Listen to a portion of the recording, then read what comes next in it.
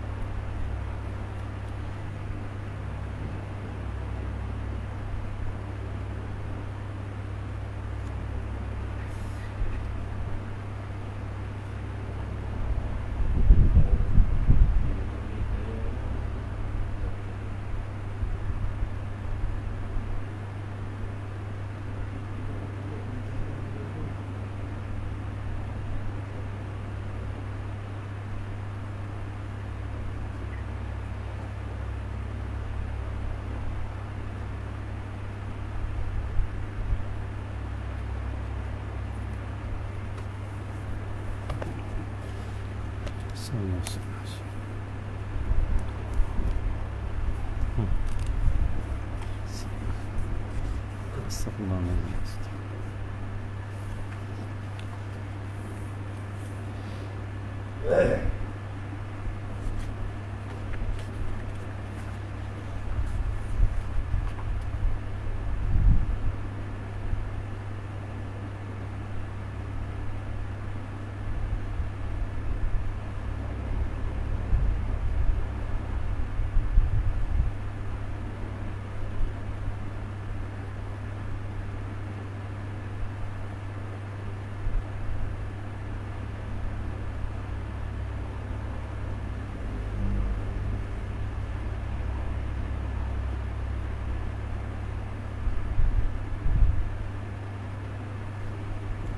Astagfirullahaladzim. لا التلميذ سامع شكرا.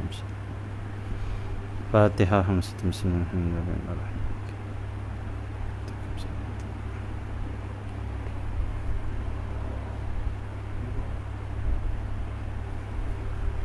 الحمد لله رب العالمين والسلام على أشرف المرسلين سيدنا محمد وعلى آله وصحبه أجمعين. سبحانك لا علم لنا إلا ما علمتنا إنك أنت العليم الحكيم. لا حول ولا قوة إلا بالله العلي العظيم. رب اشرح لي صدري ويسر لي أمري واحلل عقدة من لساني يفقهوا قولي. سدد لساني واهدي قلبي بحق سيدنا محمد صلى الله عليه وسلم. اللهم صل على سيدنا محمد وعلى آله وأصحابه صلاة لا نهاية لكماله وعلى كماله. اللهم صل اللهم صل على سيدنا محمد الفاتح لما أغلق خاتم لما سبق ناصر الحق بالحق والهادي إلى صراطك المستقيم صلى الله عليه وعلى آله وصحبه حق قديم كلام عزيم. بسم الله رب العظيم ورسلني كلمة ملائكة المقربين والسلام عليك سيدي ورسول الله قلبي فلا تتركني لا إله إلا الله شريك له الحمد لله على قريب. InsyaAllah selepas ini kuliah subuh kita akan baca kitab 40 hadis akhir zaman. Tetapi tak tiap-tiap hari kita akan selang-selang dengan kitab Hikam Imam Haddad, kitab adab yang kita dah baca selalu. dan beberapa lagi kitab nanti kita akan keluarkan jadual insya-Allah. Maksudnya setiap subuh itu kita akan baca banyak kitab, pelbagai kitab. Kita campak-campak lah. Mungkin 2 hari kita akhir zaman, 2 hari kita ada, 2 hari kita yang lagi, ataupun setiap hari itu berubah kitab-kitab. Jadi kita pelbagaikan kitab-kitab di subuh lah. Kita harapkan pelbagai ilmu lah kita dapat insya-Allah. Esok insya-Allah kita akan mulakan dengan hadis 40 hadis akhir zaman karangan Syekh Fahmi Zanzam. 40 hadis akhir zaman.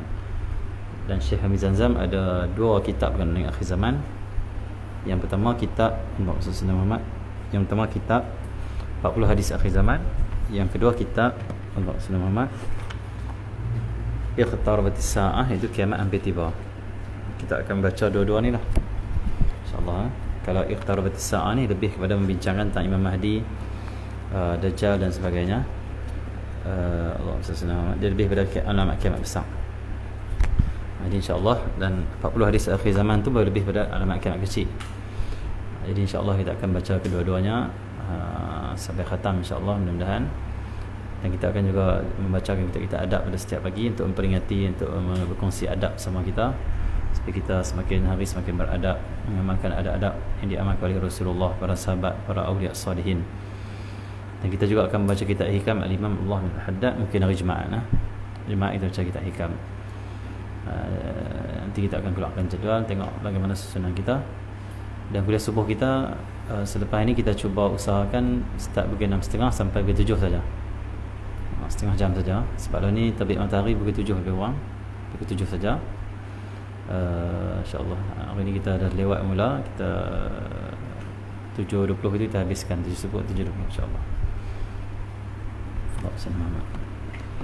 Bismillahirrahmanirrahim. Pada hari ini kita berkongsi sikit ada adab seorang isteri terhadap suami dia, dan adab seorang suami terhadap isteri dia. Ini bab kahwin ni pagi ni, cerah hantar. Pagi ni bab kahwin, bab adab-adab orang kahwin. Orang yang dah berkahwin, apa adab-adab mereka. Bismillahirrahmanirrahim. Qala musannif rahimahullahu ta'ala wa nafa'na bi ulumihi wa barakatihi, amin.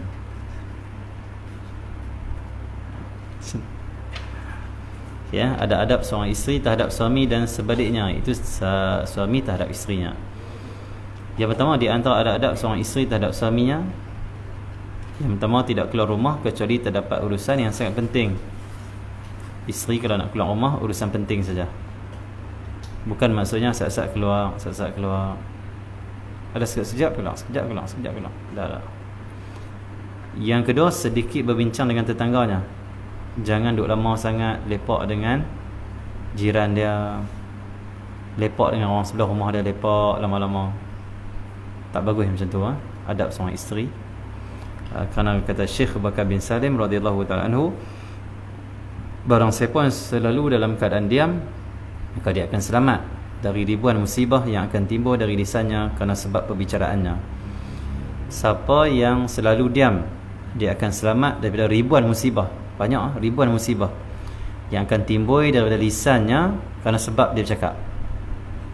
Cakap ni kalau banyak, takut salah banyak. Bila salah banyak, musibah pun banyak. Azab hisab pun banyak nanti di akhirat. Kerana setiap kata-kata kita ditulis oleh malaikat. Kalau buruk dibalas buruk, kalau baik dibalas baik. Kalau banyak bercakap, maka banyak pula pertanyaan, persoalan, hisab. Satu persatu Allah akan persoalkan. Kenapa kamu cakap ini? Kenapa kamu kata ini? Kenapa ini?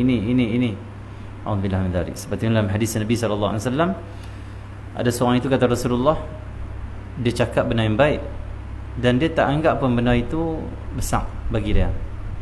Bagi dia adalah baik ni macam biasa-biasa ya, baik aku yang aku cakap ni. Tapi satu perkataan yang dia baik yang dia cakap, yang dia pandang rendah kebaikan tu, satu perkataan penyebab masuk syurga. Ada seorang lagi kata Rasulullah sallallahu alaihi wasallam, dia cakap satu perkataan buruk dan dia anggap tak ada apa-apa pun. Alah, aku kata sikit lah kata tu. Sikit je aku kata, satu perkataan aku kata. Tak ada apa pun satu perkataan. Dia anggap perkataan dia yang buruk walaupun satu perkataan saja, tetapi menyebabkan dia terjatuh dalam api neraka, dilempak dalam api neraka. Kerana satu perkataan buruk yang dia pandang tak apa nak buruk pun, biasa-biasa saja. Jadi orang kalau cakap banyak, takut salah pun banyak. Allah SWT. Jadi Allah SWT Muhammad kena hati dalam kata-kata, khususnya seorang isteri. Allah SWT usahakanlah jangan duk lepak lama-lama dengan kawan-kawan ataupun dengan jiran tetangga, kerana takut perkataan-perkataan kita Allah SWT akan menjatuhkan kita dalam dosa. Okay, ya? Akhirnya rumah tangga kita akan rosak. Kenapa? Kita bawa dosa ke rumah kita. Bila kita mengumpat dengan jiran, sembang benda-benda yang mengarut dengan jiran, yang dosa-dosa dengan jiran, lepas tu kita pun masuk balik rumah. Bila masuk rumah, kita masuk dengan dosa. Maksudnya kita bawa masuk kekotoran di rumah kita, benda-benda yang tidak elok, yang akan menyebabkan rumah kita sedikitnya barakah. Allah SWT. Jadi Allah SWT, isteri kalau macam ni, kebiasaan dia tak dapat nak didik anak-anak dia, kerana dia sendiri pun tak terdidik diri dia, cakap benda tak elok, dengar benda tak elok. Sebab itu Allah SWT, adab seorang isteri yang kedua adalah sikit bersembang dengan jiran tetangga dia. Bersembang banyak, cakap banyak, dan bergaul banyak. Yang ketiga, tidak sering bertamu ke rumah tetangganya. Jangan duduk pergi rumah orang selalu, rumah jirannya, rumah itu ini. Yang keempat, selalu mentaati suami kerana pahalanya sangat besar. Sabda Nabi SAW, hadis Imam Ahmad, "Iza sallat imra'atu khamsaha wa shamat syahraha wa hafizat farjaha wa ata'at zawjaha qila laha udkhilil jannah min ayyi abwabil jannah syi'ta abwabil jannah syi'ti." Rawahu Ahmad. Apabila seorang perempuan telah menjalankan kewajipan solat fardu 5 waktu, Allah SWT, dan berpuasa pada bulan Ramadan, dan menjaga wa hafizat farjaha, dan menjaga kemaluannya, dan taat kepada suaminya, maka akan dikatakan padanya pada hari kiamat, udkhulil jannata min ayyi abwabil jannati syi'ti. Masuklah kamu ke dalam syurga dari pintu-pintu syurga mana pun yang kamu inginkan. Ini kelebihan seorang perempuan. Yang pertama, dia sembahyang 5 waktu. Yang kedua, dia puasa bulan Ramadan. Yang ketiga, jaga kemaluan, tak berzina dan sebagainya. Yang keempat, taat pada suami. Akhirat nanti akan dikatakan pada dia, kamu nak masuk syurga mana pun masuklah. Pintu mana kamu nak masuk, masuk ikut suka kamu. Semua pintu dibuka untuk kamu. Walaupun dia tak berzikir banyak, tak baca Quran banyak, tak bersedekah banyak, tak bangun malam banyak, disebabkan 4 ni dia boleh masuk syurga pintu mana dia nak. Ini kemuliaan, ketinggian, keistimewaan orang perempuan Allah SWT yang mereka diistimewakan oleh Allah Subhanahu Wa Taala. Okay, amal tak banyak tapi boleh masuk syurga mana dia nak, pintu mana dia nak. Tu. Yang kelima, menjaga diri dan harta suami ketika suami sedang tidak bersamanya atau sedang keluar rumah. Isteri yang baik, yang salihah, dia jaga diri dia. Suami dia tak ada keluar 2-3 hari seminggu ke, dia jaga diri dia. Dia tak buat maksiat, dia tak keluar ikut suka dia, dia tak buat benda-benda yang tak elok, benda-benda yang dimurkai oleh Allah Subhanahu Wa Taala. Harta suami dia pun jaga juga. Allah SWT, harta suami dia pun dia jaga juga, walaupun suaminya tidak ada di rumah. Dia tak suka-suka belanja, dia tak suka-suka ambil duit suami dia, ataupun dia menipu suami dia dan sebagainya. Yang keenam, selalu berusaha untuk menyenangkan hati suami agar dirinya termasuk golongan yang perempuan yang paling baik. Seorang isteri dia kena usaha senangkan hati suami dia agar dirinya termasuk perempuan yang paling baik. Kerana berdasarkan hadis dari Imam Hakim, sabda Rasulullah SAW, khairun nisa man tasurru idza nazarta wa tuti'u idza amarta wa la tukhalifu fi nafsiha wa maliha.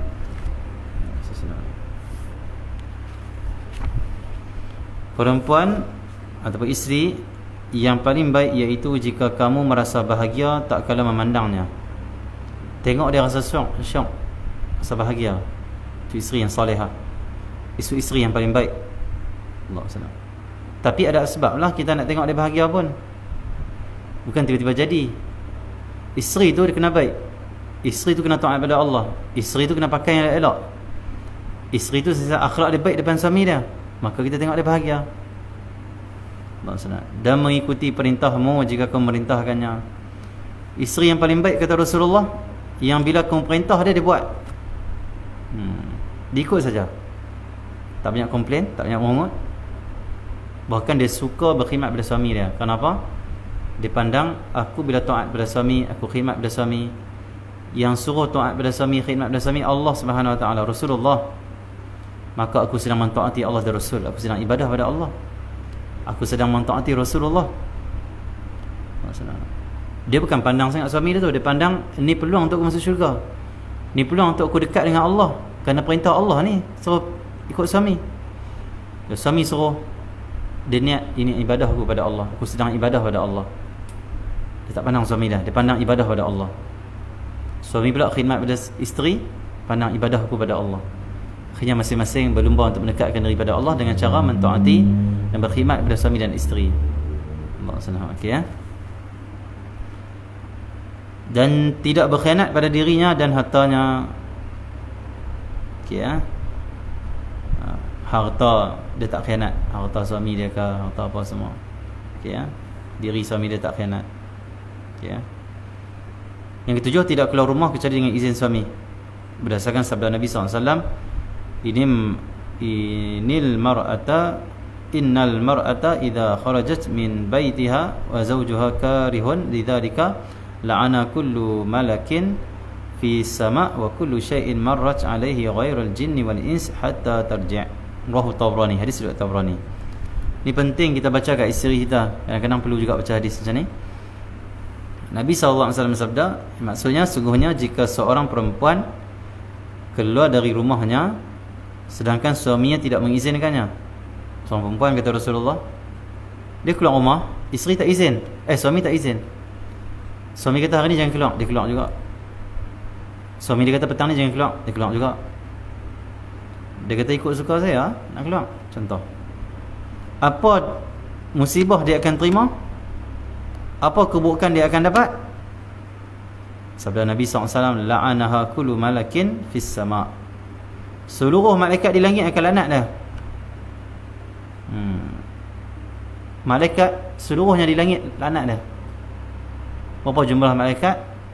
Jumlah malaikat lebih banyak daripada manusia, lebih banyak daripada jin, lebih banyak daripada binatang, lebih banyak daripada tumbuh-tumbuhan, lebih banyak daripada pasir-pasir yang ada. Jumlah malaikat lagi banyak. Lebih banyak daripada jumlah batu-batu yang ada di muka dunia ni. Jumlah malaikat lebih banyak. Bahkan alam langit sana lebih luas daripada alam bumi. Bumi dengan langit, bumi tu memang debu aja yang ada di dunia ni. Allah SWT. Langit tu sangat luas. Langit tu sangat banyak penduduk dia, penuh dengan malaikat. Bayangkanlah dalam hadis Nabi SAW, setiap hari akan ada 70,000 malaikat datang tawaf ke Baitul Ma'mur di sana. Langit sana, atas langit sana. Tawaf 70,000 malaikat. Yang tawaf ni akan balik. Dan mereka tak akan main selama-lamanya. Esok tu 70,000 yang lain pula. 70,000 yang lain yang esok tu dia akan balik lepas tawaf, tak main selama-lamanya. 70,000 yang lain pula. Dari dulu sampai ke hari ni macam tu. Berapa jumlah malaikat? Tak tahu. Terlalu banyak. Semua malaikat di langit laknat pada dia. Pada seorang perempuan, seorang isteri yang keluar rumah tanpa izin suami dia. Kecuali suami dia telah memberi izin secara umum. Dia kata nak keluar, bila nak keluar? Keluar. Tapi kalau dia sebut saya tak izinkan, saya tak bagi, jangan. Malaikat suruh di langit sana melaknat orang tu. Walaupun dia puasa siang hari, tiap-tiap hari, walaupun dia berzikir banyak, walaupun selawat pada Nabi banyak, walaupun dia berhadiah majlis ilmu banyak, walaupun dia alim dalam ilmu-ilmu, walaupun sijil dia tinggi, walaupun dia doktor PhD, walaupun dia pemimpin masyarakat ke, dia YB ke, dia apa ke, kalau dia tak taat suami, dia keluar rumah tanpa izin, seluruh malaikat di langit laknat pada dia. Laknat dia. Apa guna ada sijil tinggi kalau malaikat semua laknat kita? Malaikat kalau laknat kita jadi sungguh celaka kita. Kerana malaikat orang diterima di sisi Allah Subhanahu Wa Taala. Kalau mak pak kita laknat kita rasa macam mana? Habis hidup kita baru mak pak. Ni malaikat suruh langit. Kalau mak pak perempuan tu laknat dia, lingkup hidup dia, rosak hidup dia, hancur hidup dia, hancur kebahagiaan dia. Ini malaikat suruh langit. Termasuk Jibril, Mikail, Israfil, semua malaikat. Na'udzubillah min dzalik. Jangan bahaya sungguh-sungguh ni. Allah SWT. maka suruh malaikat berada di langit melaknat. Dan segala sesuatu ciptaan Allah, wa kullu syai'in marrat alaihi ghairul jinni wal ins hatta tarji'. Ni lagi banyak, tapi malaikat banyak lagi lah. Maksudnya ni banyak di segi pelbagai. Dan segala sesuatu, kullu syai', segala sesuatu marrat alaihi, yang dilalui oleh seorang perempuan itu tersebut, selain jin dan manusia, laknat juga pada dia, sehinggalah dia balik ke rumah. Dia seorang perempuan, dia keluar daripada rumah dia, suami tak izin, dia dilaknat oleh semua malaikat di langit. Bila dia keluar tu, start saja langkah keluar, apa saja yang dia lalu, semua laknat dia. Tak kira tumbuhan ke, batu-batu ke, apa, binatang ke, apa saja yang ciptaan Allah yang ada ni, semua laknat dia, kecuali manusia dan jin. Kerana manusia dan jin tak tahu, kata dia keluar rumah tanpa izin. Makhluk lain tahu, Allah bagi tahu kat makhluk lain. Semua laknat dia. Na'udzubillah min dzalik. Yang di bumi laknat dia, yang di langit pun laknat dia. Takkan bahagia perempuan macam ni hidup. Na'udzubillah min dzalik. Sampailah dia kembali ke rumah. Bila dia kembali ke rumah, stop semua tu laknat tu. Hak di langit stop, hak di bumi pun stop. Dia balik dah. Kalau keluar 2 hari kena laknat. Kalau 2 jam kena laknat. Alhamdulillah min dzalik. Kalau mati sajalah tu, mati su'ul khatimah. Alhamdulillah, bahaya. Yang ke-8, tidak berkenalan dengan teman-teman suaminya atau memandang lelaki ajnabi tanpa sebab yang dibenarkan oleh syariat. Jangan pula seorang isteri duk berkenalan dengan kawan-kawan suami dia. Tak handsome juga kawan suami aku tu, kenalan sikit. Alah, biasalah kawan-kawan suami, biasalah friend. Allah SWT. Okey ya? Tak boleh. Jangan kita duk berkenalan dengan kawan-kawan suami kita, atau memandang lelaki ajnabi, lelaki yang bukan mahram dia, selain suami dia, tanpa sebab yang dibenarkan oleh syariat. Kalau dibenarkan boleh. Contoh, dia pandang tok guru dia waktu ngaji, dia berjual beli dan lain-lain lagi, waktu-waktu yang diizinkan syarak. Jangan seorang isteri duduk depan rumah tam-tam, tak tahu nak pergi mana, duduk tandui, tengok orang lalu, lelaki tu lalu, orang tu lalu. Hak handsome dia kata handsome lah, hak tak handsome dia kutuk. Tak payah. Maksudnya okay, ya? Tak bagus isteri macam ni. Yang ke-9, menjaga suaranya agar tidak terdengar oleh lelaki-lelaki ajnabi. Seorang isteri kena jaga suara dia, jangan bagi lelaki ajnabi dengar. Jangan bila kawan-kawan suami dia mai di rumah, duduk di dapur boleh cakap kuat, boleh dengar. Allah SWT. Tak payah. Jaga suara dia, elakkan, kecuali perlu untuk dia bercakap. Ke-10, merasa cukup dengan nafkah yang diberikan oleh suaminya. Isteri yang baik adabnya, dia rasa cukup apa yang suami dia bagi di segi nafkah. Cukup dah, kata Alhamdulillah, walaupun banyak ni, Alhamdulillah, syukur dah. Ada orang susah lagi. Kalau komplain tak cukup, isteri yang tak baik. Okay, ya. Yang ke-11, lebih mendahulukan kepentingan suaminya daripada kepentingan dirinya. Kepentingan suami lebih diutamakan daripada diri dia sendiri. Si salihah macam ni. Yang ke-12, selalu menjaga kebersihan badannya dan berhias untuknya, kerana hal ini hukumnya adalah sunnah. Seorang isteri yang baik selalu dia jadikan badannya itu bersih, wangi, elok, pakaiannya pun elok, dia berhias, cantik pakai. Dan ini adalah hukumnya sunat. Sunat Allah SWT. Seorang isteri yang tak baik macam mana? Di rumah dia pakai lebih kurang, di luar dia pakai cantik. Dia isteri kita, tapi dia berhias untuk orang, bukan untuk kita. Baik tak? Tak baik. Oh, kalau nak pergi mall, nak pergi kenduri, dia pakai elok, wangi-wangi. Duduk di rumah, rambut yang tak sikat, bajunya lusuh, koyak lah, pakai kain lebih kurang betul ya. Tak, di rumah lah kena paling cantik pakai, paling berhias, paling wangi, paling serak di rumah, make up dan sebagainya. Di luar biasa-biasa saja. Ini isteri salihah. Berapa orang isteri dia macam ni? Kalau dia dapat isteri macam ni, tu keuntungan sangat besar, kerana isteri dia berhias untuk dia, bukan untuk orang. Ni waktu duduk rumah lebih kurang dengan suami. Bila suami dia kata, jom malam ni abang nak jumpa kawan-kawan, nak pergi makan-makan dengan kawan-kawan, nak kawan-kawan, dia senyum lain macam, Dia pakai elok-elok. Dia bias untuk kawan kita, bukan untuk kita. Kita pun syok tengok isteri ku pakai lawa. Bodoh lah suami ni. Kenapa? Dia tak sedang kata isteri dia pulun berhias elok-elok untuk kawan-kawan dia, bukan untuk dia. Dia dah sedang buat macam tak ngaji, jadi bodoh gitu lah. Dia pernah kata, oh bagus isteri ku, tengok dia berhias, kawan-kawan ku semua kata dia cantik. Itulah kamu bodoh.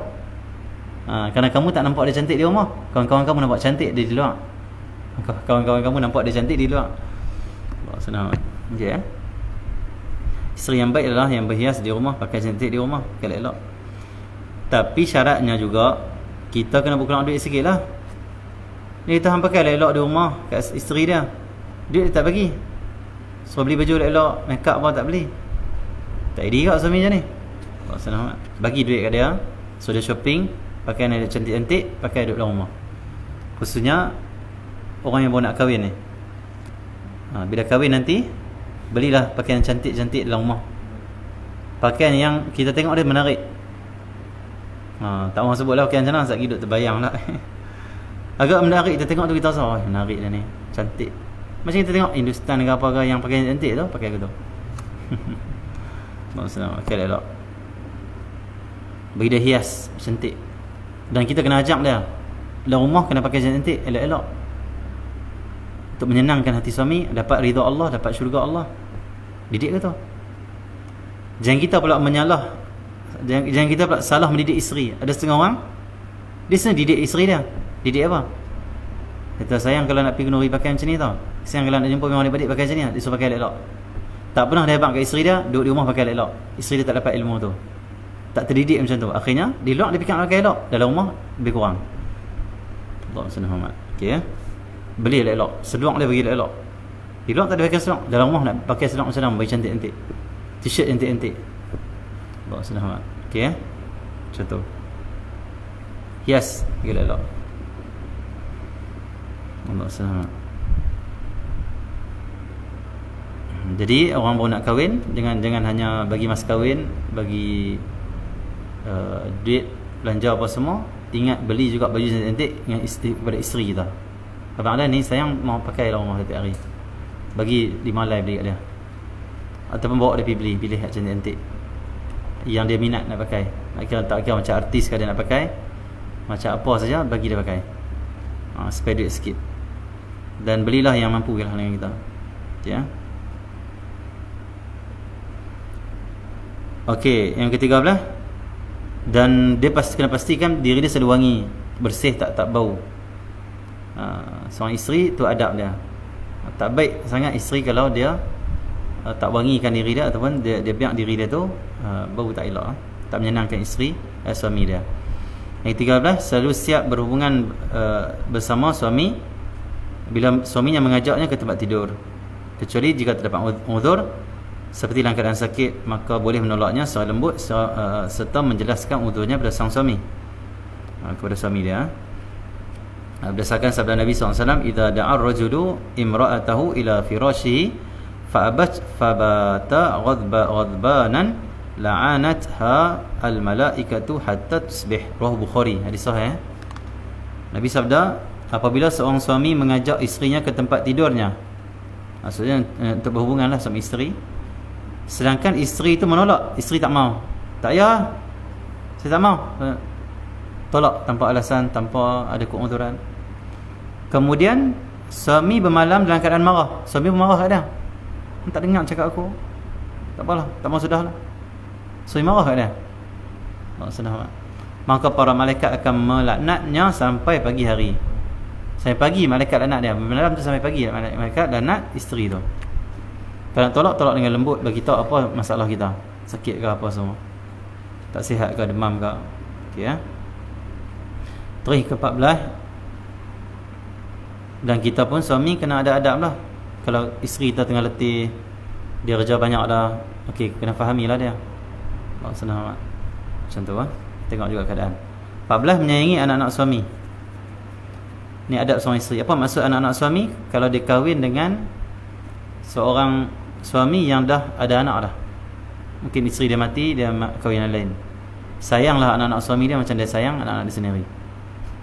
Yang kelima, anak tiri lah, bahasa kita anak tiri. Yang ke-15, tidak mencaci anak suaminya itu daripada isteri yang lain di hadapan suami dia.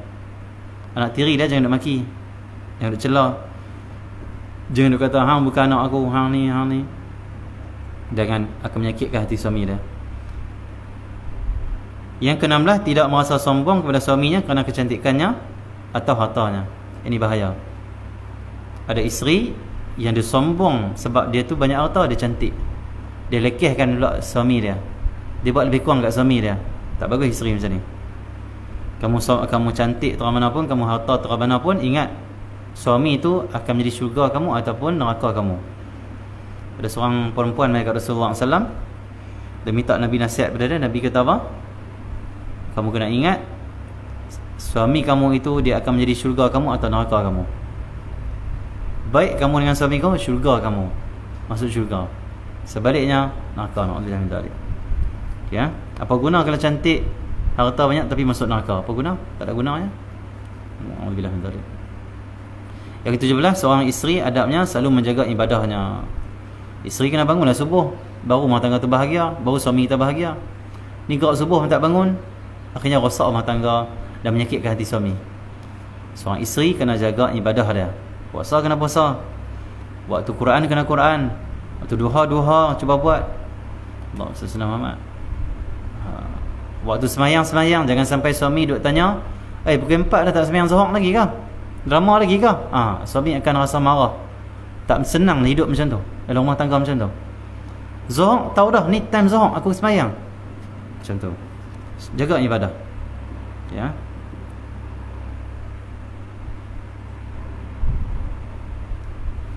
Yang ke-18, melakukan pekerjaan ataupun khidmat di rumah seperti masak, mencuci dengan penuh keridaan, buat dengan suka, buat dengan rida, masak dengan seronok, khidmat pada anak suami dengan seronok, basuh baju dan sebagainya.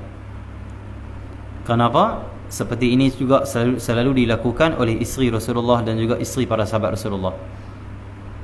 Tengok macam Sayyidina Fatimah Az-Zahra tu. Tiap-tiap hari anaknya, masaknya, pergi ambil air dekat telaganya tiap-tiap hari. Sayyidina Ali lebih pada khidmat pada Nabi dan juga lebih pada berperang, maksudnya khidmat untuk agama. Sayyidina Fatimah Az-Zahra lah mengorbankan masanya, tenaganya untuk berkhidmat pada keluarganya. Itu pemimpin wanita dalam syurga, khidmat untuk suaminya dengan khidmat yang sangat kuat sehingga bengkak tangan Sayyidina Fatimah Az-Zahra, tiap-tiap hari duk tumbuk roti, uli tepung. Allah SWT, Sayyidina Fatimah Az-Zahra. Tetapi untuk meringankan rasa berat dan susah khidmat rumah tangga bagi isteri, amalkanlah zikir yang diajarkan oleh Rasulullah pada Sayyidina Fatimah Az-Zahra. Yang ni kena pesan kat isteri-isteri kita. Kita kalau isteri kita, abang kata letih lah nak bekerja, letih lah nak kena buat banyak kerja, satu abang ada, kamu ikut Sayyidina Fatimah Az-Zahra lah. Sayyidina Fatimah Az-Zahra lebih teruk kerja daripada kamu. Sayyidina Fatimah Az-Zahra dalam riwayat, dia kalau sapu sampah tiap-tiap hari sampai berdebu baju dia. Kan zaman dulu dia bukan rumah macam kita ni, mana rumah pada tanah, luang pula dengan angin, dengan masuk debu semua. Tiap-tiap hari sapu, mungkin siang malam, siang petang, pagi petang, tengah hari sapu sampai dilihat berdebu. Selepas sapu dilihat debu baju dia. Sapu sesungguh. Lagi ambil air di telaga. Dulu bukan ada paip. Isteri lah ni buka paip keluar air. Sayyidina Fatimah Az-Zahra ambil di telaga air, bawa ke rumah. Sampai di bau Sayyidina Fatimah Az-Zahra ni ada dekat bekas. Kan dulu orang nak pergi ambil yang telaga, dia akan bawa tu. Satu bekas macam kayu, ada macam-macam, dia bawa tu. Sayyidina Fatimah Az-Zahra ambil di telaga. Ambil untuk makan, untuk minum, untuk basuh. Fatimah Az-Zahra sampai bekas ni. Allah SWT. Sampai satu hari Sayyidina Ali kesian tengok Sayyidina Fatimah Az-Zahra, tangannya pun macam bengkak macam tu. Allah SWT. Kata dia, jomlah minta kat Rasulullah seorang khadam hamba, khidmat dengan kita, nak ringankan Sayyidina Fatimah Az-Zahra. Sayyidina Fatimah ni malu nak minta kat Nabi. Tapi bila suami pun cadangkan, suami pun kesian, dia pun tak apalah, taat saja, pergilah try nak minta. Dia pergi rumah Rasulullah SAW. Dia tengok Nabi ada tetamu. Dan waktu tu juga Allah Subhanahu Muhammad Sayyidina Fatimah Az-Zahra dan Sayyidina Ali tahu kata Rasulullah ada beberapa hamba yang orang bagi kat Rasulullah. Allah SWT. Bila pi tengok ada tetamu, Sayyidina Fatimah terus balik. Waktu tu Sayyidina Aisyah nampak Sayyidina Fatimah mai dan dia balik. Habis tetamu balik, Sayyidina Aisyah kata, "Wahai Rasulullah, tadi aku tengok Sayyidina Fatimah Az-Zahra mai, tapi dia patah balik." Malam tu terus Rasulullah pergi rumah Sayyidina Fatimah, tanya terus, "Apa masalah kamu? Kamu nak apa?" Nabi masuk, Nabi duduk, Nabi masuk rumah Sayyidina Ali dan Fatimah. Diizinkan Nabi masuk, Nabi beri salam. Waktu tu Nabi pergi terus dekat tempat dia bertidur. Zaman dulu tak ada lah bilik khas macam kita ni. Maksudnya masuk tu mungkin dah nampak dah. Oh, depan tu tempat. Masuk, terus Nabi masuk sampai ke tempat mereka tengah duduk. Nabi duduk di tengah, Sayyidina Ali dan Sayyidina Fatimah duduk kiri kanan Nabi SAW. Nabi kata, "Wahai Fatimah, ada apa yang kamu datang tadi?" Fatimah Az-Zahra, "Wahai Rasulullah, aku dah rasa letih, maksudnya berat, maksudnya kerja rumah ni. Ya, suka buat, maksudnya buat, tapi manusia kan kita letih. Rasa boleh dah nak minta hamba untuk khidmat di rumah ni, membantu rumah." Nabi kata, "Nak tak aku ajarkan kepada kamu satu amalan yang lebih baik daripada hamba, lebih baik daripada kau miliki hamba pembantu rumah, lebih baik lagi amalan ni." Bahkan saya nak lah, saya suka lah Rasulullah nak ajak zikir macam tu, amalan tu. Kalau kita kata apa, lah zikir dia, boleh ke zikir boleh ringan kerja rumah ke? Tak. Sayyidina Fatimah Az-Zahra dia beriman dengan Allah dan Rasulnya, percaya dengan Allah dan Rasulnya, yakin dengan Allah dan Rasulnya. Nabi kita zikir ni kalau engkau buat lebih baik daripada engkau miliki hamba pembantu rumah kau, pembantu kerja rumah kau. Lebih baik lagi zikir ni. Mas zikir ni dapat membantu engkau lebih baik daripada pembantu engkau membantu engkau. Kerana ni Allah terus yang bantu engkau dengan zikir ni. Allah terus yang bantu engkau dengan zikir ni. Nabi kita sebelum tidur baca subhanallah 33 kali, alhamdulillah 33 kali, Allahu akbar 34 kali. Ini kena dibuat oleh isteri perempuan. Kita suami nak kahwin, siapa nak kahwin dah, kena ingatlah apa yang kita ngaji ni, pesan kat isteri kita. Subhanallah 33, alhamdulillah 33, Allahu akbar 34. Pesan juga pada kakak kita, pada adik kita yang nak kahwin. Ataupun kalau kita tengok mak kita ke sendiri yang berat kerja rumah, kita tengok dia macam tekanan, kita kongsi kan dia. Kata mak tadi ada dengar tadi hadis tadi, kongsi macam tu. Mungkin boleh ringankan kerja rumah mak apa buat ni kan.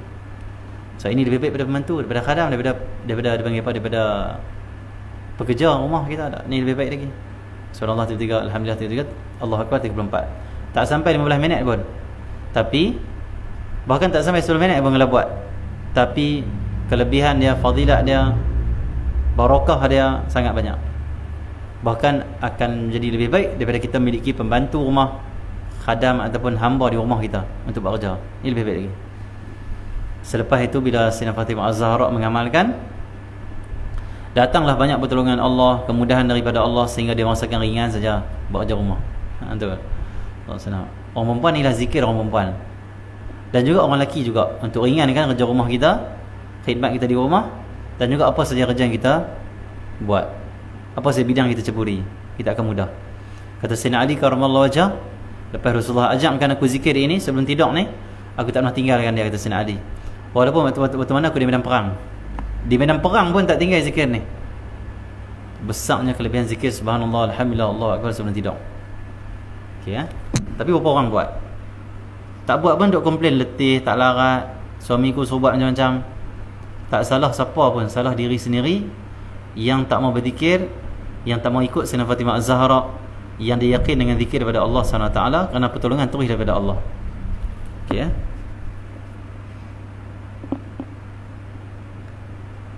buat kerja rumah ni dengan keridaan, dengan kesukaan.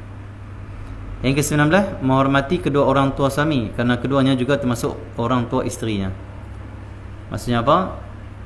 Hormati mertua, jaga hati mertua, jangan musuhi dengan mertua. Banyak isteri di zaman ni dia bergaduh dengan mertua. Dengan mertua dia, bergaduh dengan mak mertua dia, bergaduh dengan ibu mertua dia, bergaduh dengan pak mertua dia, bergaduh. Allah SWT. Ini isteri yang tidak ada adab, tidak tahu hormat. Walaupun kamu tak setuju, jangan kamu buat status, jangan hantar di Facebook, jangan mengumpat dia di belakang hingga sampai berita tu pada dia. Kamu kata, nantu Kak Hang kalau sembang aku, dia kata Kak Hang, Kamu tak setuju dengan dia, kamu diam. Doakan hidayah daripada Allah. Bukan kamu tak setuju dengan mak mentua kamu kata pada dia buat status, hentam, akhirnya bergaduh rumah tangga. Na'udzubillah min dzalik. Yang ke-20, membantu dan mendukung suami untuk selalu berbakti dan taat pada Allah dan kedua orang tuanya. Dia kena membantu suami dia, menggalakkan suami dia untuk berbakti dan taat pada Allah dan kedua orang tua. Dia kena sokong suami dia. Kalau suami dia kata apa? Hujung minggu ni saya nak balik tengok mak, tengok ayah tak? Ataupun nak ziarah kubur mak ayah. Minggu ni kita tak pergi jalan mana lah, saya nak balik ke kampung nak tengok, nak ziarah kubur ataupun nak ziarah mak ayah yang masih hidup. Dia kena kata apa? Bagusnya abang ni orang soleh lah. Kenapa? Buat baik pada mak ayah, Masya Allah. Mana nak cari suami macam ni? Terus balik abang, balik tak apa. Minggu ni saya tak pergi mana, tak apa. Yang penting abang dapat khidmat pada mak ayah, ziarah mak ayah. Saya suka abang buat macam tu. Baiknya abang digalakkan lagi, disemangatkan lagi suami dia untuk berkhidmat pada mak ayah. Dia hukum dia macam ni, kata ulama. Waktu mak ayah kita hidup, Allah SWT, tiba-tiba contoh pak kita meninggal, tinggal mak kita. Mak ni dia ada anak perempuan, ada anak lelaki. Siapa yang wajib berkhidmat pada dia? Yang betul-betul menguruskan dia, anak perempuan. Anak perempuan. Ini bila keadaan dia, Allah SWT, anak lelaki dan anak perempuan ada, ataupun anak lelaki ni dah berkahwin, anak perempuan yang ada di rumah waktu ni, anak perempuan ni lah yang wajib untuk khidmat pada mak dia, tumpu khidmat pada mak dia. Tapi bila orang perempuan ni dah kahwin, anak lelaki yang telah berkahwin tu, dia pula tukar pada dia pula wajib tengok mak dia, khidmat pada mak dia. Dan isteri ni, anak perempuan yang telah berkahwin, dia wajib khidmat, utamakan suami dia. Anak lelaki utamakan ibu dan ayah dia. Tapi kalau kita dah berkahwin, adik kita yang perempuan masih ada, dia lah yang wajib tengok mak ayah kita. Tapi kalau dia pun berkahwin, kita yang wajib balik. Macam tu hukum dia. Okey ya. Rasulullah Muhammad. Jadi kena support suami kita bila dia nak berkhidmat pada mak ayah dia.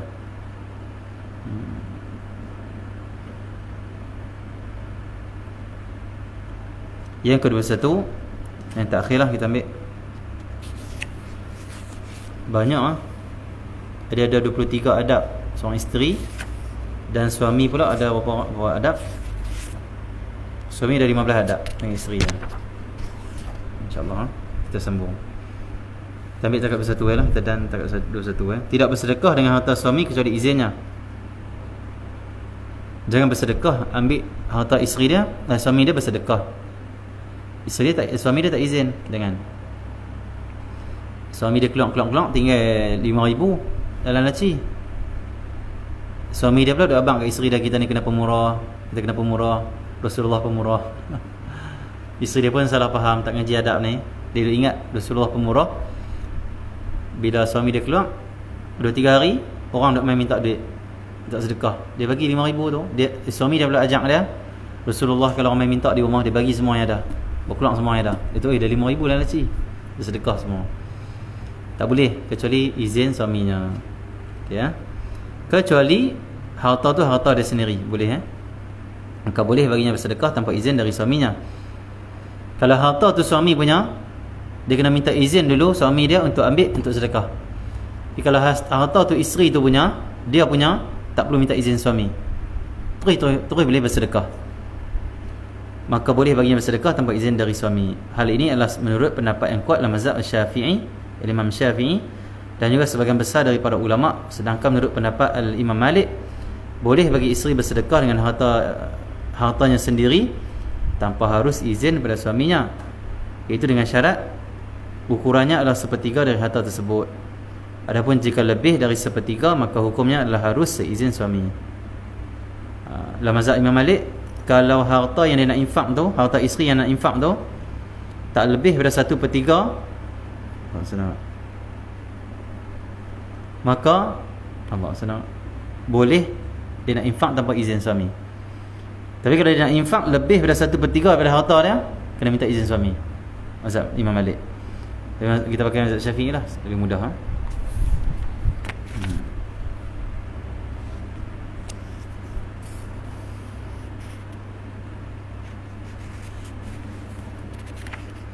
Sallallahu alaihi wasallam wa ala sallallahu alaihi Fatihah. Allah dan kita. Bismillahirrahmanirrahim. Alhamdulillah.